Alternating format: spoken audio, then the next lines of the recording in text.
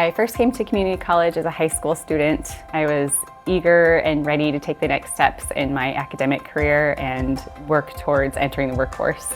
I went to Butte College and I did an associate's degree in social and behavioral sciences and also in university studies.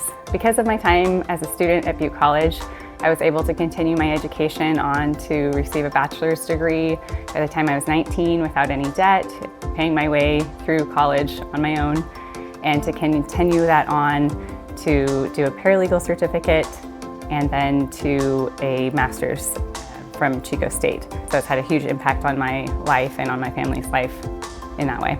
What initially brought me to a community college was attending with my mother when I was 10 years old in Richmond, California, when she was studying for her associate's degree.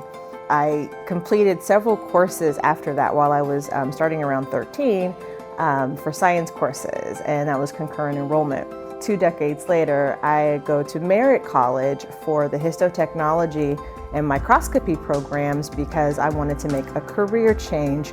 I had been in sales and property management for 15 years, and I'd actually always wanted to be a scientist. So when I learned about the program, the histotechnician and microscopy programs, I was at a housewarming party, and I was so excited to learn that there was this training that had no barriers to entry, that I could just start, and I did. So I started like 2 months after learning about the program, and that is what brought me to Merritt College.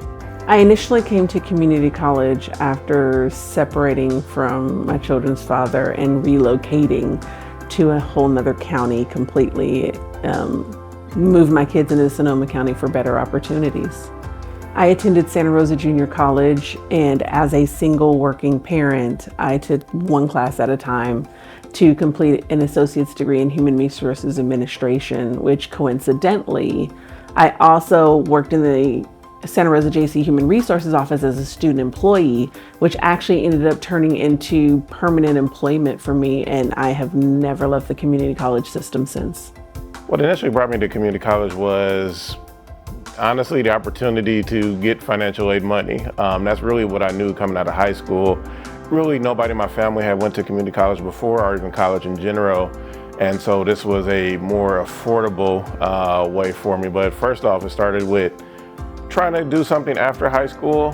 Never really thought about college in high school until a substitute teacher actually started helping me to think about college my senior year. And so she talked about community college and I tried it. I'm from Australia, so when I transferred over here with my husband's work, I had spent most of my life in Australia in an industry where I didn't need formal qualifications, and I decided when I came here that I wanted to get into real estate, and I just sought out the community colleges as a way of taking all those classes.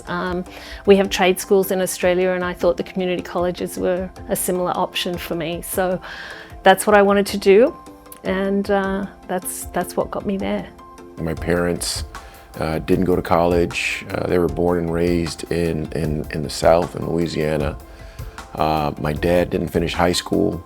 My mom, we always say barely finished high school, but they knew the next step in the generations was get your education and go to college. So, when you reach a certain point in high school, your parents, they get a little intimidated because they've never been there before.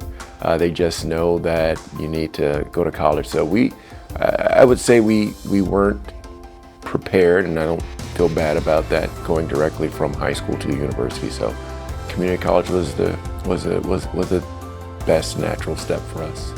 So I began my community college journey when I started taking classes at Sierra College in Rockland when I was 14. I wanted to expedite my high school journey, and so my parents enrolled me, and I started with a geometry class. That was where it first started.